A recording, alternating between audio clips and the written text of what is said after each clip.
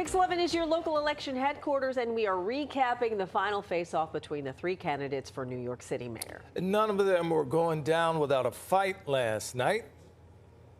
You can see in Andrew Cuomo someone who had 10 years to deliver on so much of what he's spoken about. He says that taking 5 years to build affordable housing is the sign of an incompetent government. You have never had a job. You've never accomplished anything. There's no reason to believe you have any merit or qualification for 8.5 million lives. You don't know how to run a government. You don't know how to handle an emergency. And you've literally never proposed a bill. Heard the both of them again fighting like kids in the schoolyard. Zoran, your resume could fit on a cocktail napkin, and Andrew, your failures could fill a public school library in New York City. Okay, then. Well, joining us this morning to weigh in on who came out ahead is political analyst J.C. Polanco from the University of Mount St. Vincent. Always good to see you again, J.C. Okay, they covered. Thanks for having me. Yeah, listen, they covered a lot of ground last night, making that final push for the undecided voters. But who had the most to prove going into this debate? Well, that's a tough question. Everyone up there had a lot to prove. It was their last opportunity to speak directly to New York City voters. I called it the thriller in Manila. It was a great debate. We were all engaged, and they came prepared. I think yesterday, it was the first time since June that we saw such an incredible communicator in Assemblyman Mamdani get ruffled up a little bit. We saw him get ruffled up by Assemblyman, by Governor Cuomo, and Mr. Sliwa a couple of times. And that was the first time we've seen that happen. And it looks as if Andrew Cuomo may have had a Red Bull before coming into this debate because he was ready. He came down with his list of experience, why he's ready for the job, and did not mince words with the lack of experience of Assemblyman Mamdani. But at the end of the night, we all saw the passion behind Curtis Sliwa. Look, Curtis Sliwa represented last night the frustration of tens of thousands of outer borough New York City voters who are angry at the criminal justice system and how progressive it's become. And he was a great advocate for them last night, filled with energy. The city won last night because we got to see an incredible debate. Yeah, so let's get down to the dirty here. They started off the whole debate with the ICE raids in Chinatown. Here's what the candidates had to say, and then we'll talk about it on the other side. We don't need ICE to do quality of life crimes. We don't need them to worry about illegal vendors. That's a basic policing function for NYPD. ICE is a reckless entity that cares little for the law and even less for the people that they're supposed to serve. What we need to be doing here in our city is to end the chapter of collaboration between City Hall and the federal government, which we've seen under Mayor Adams. The feds should not have stepped into this situation. There is not communication between the local authorities and the feds.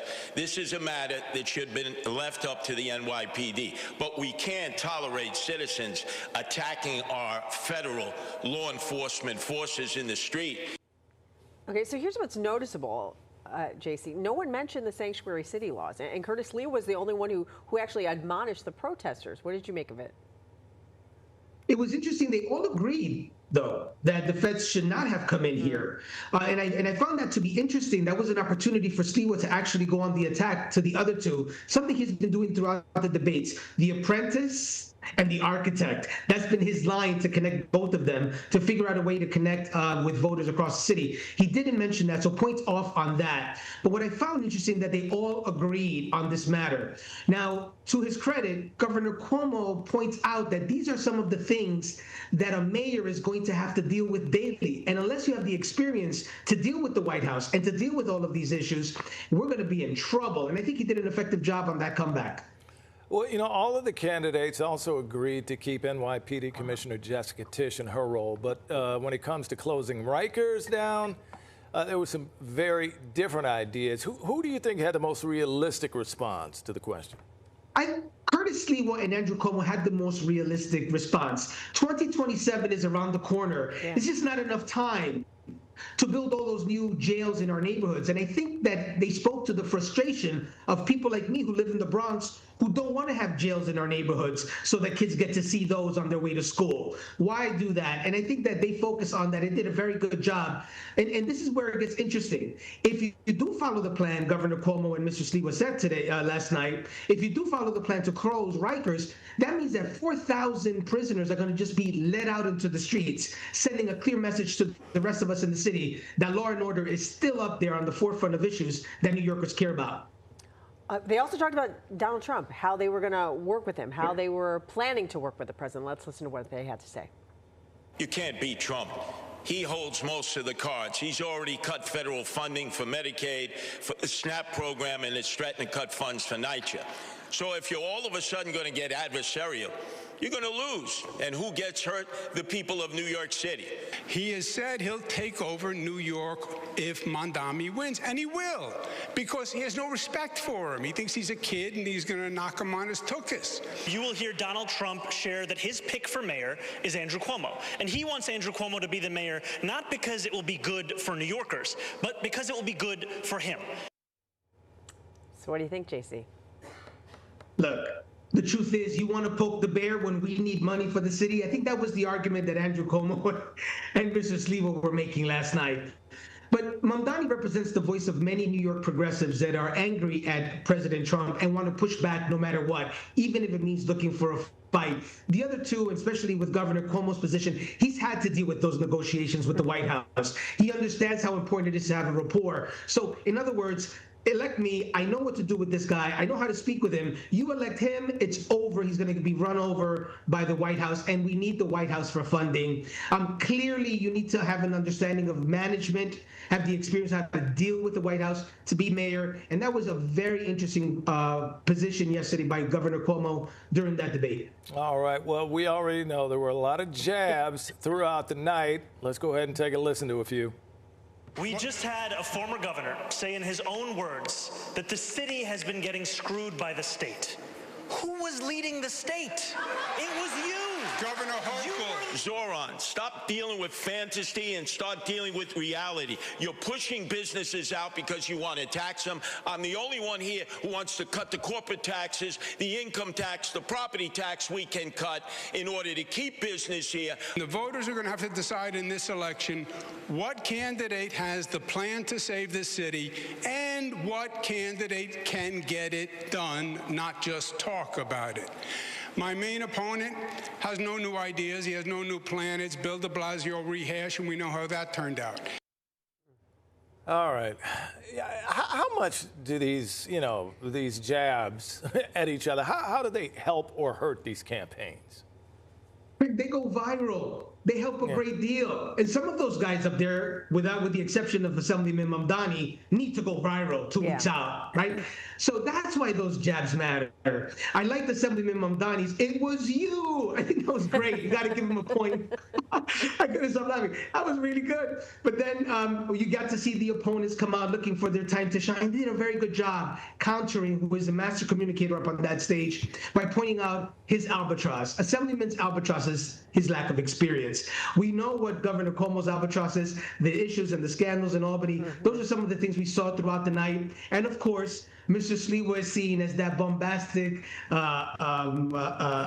so someone called him the crazy uncle. Not me, Curtis. I never said that. Someone else did. But you got to see the spirit of the individual characters. We saw them as authentic yesterday because they know that this decision is going to be made by a handful of folks that were looking at this debate to determine who should be the CEO of New York City government. And as of right now, if you take a look at the polls, it is Assemblyman Mamdani on cruise control, unless former Governor Cuomo and Curtis Sliwa manage to bring their voters together so that they can defeat Assemblyman Mamdani. There's still 2 weeks left.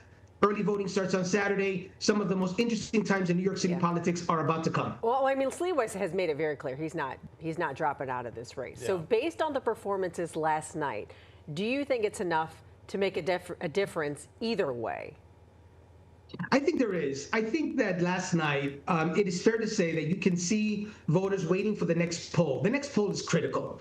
If it shows that Governor Cuomo has gone up 5-6 points, there has to be a moment for Republicans to see that that is the only way that you are able to defeat some of the Democratic Socialists of America position, and maybe courteously, or maybe some Republicans will give them the green light to go support the opposition. Look, I said it several times on your program, guys. If the USSR and the USA could get together to defeat Nazi Germany, if you can see Lincoln and Johnson get together to defeat McClellan, you could go down to the history of times where strange bedfellows have gotten together, opponents have gotten together to defeat a common enemy. We've seen it happen. Currently here you have the opposition that presents the majority of voters across the city that are able to defeat the Democratic Socialists of America. Perhaps in the next 2 weeks there'll be a moment of a mutual meeting of the minds, and maybe you'll see it happen. That's why I think we're going to come into some interesting times in the next couple of weeks. Yeah, and a decision that probably won't happen the night of Election Day. JC, always great to see you. Thank you, sir. Thank you so much for having me. And reminder, early voting starts Saturday and runs through Sunday, November 2nd. And it's 8:44 right now. We'll be right back.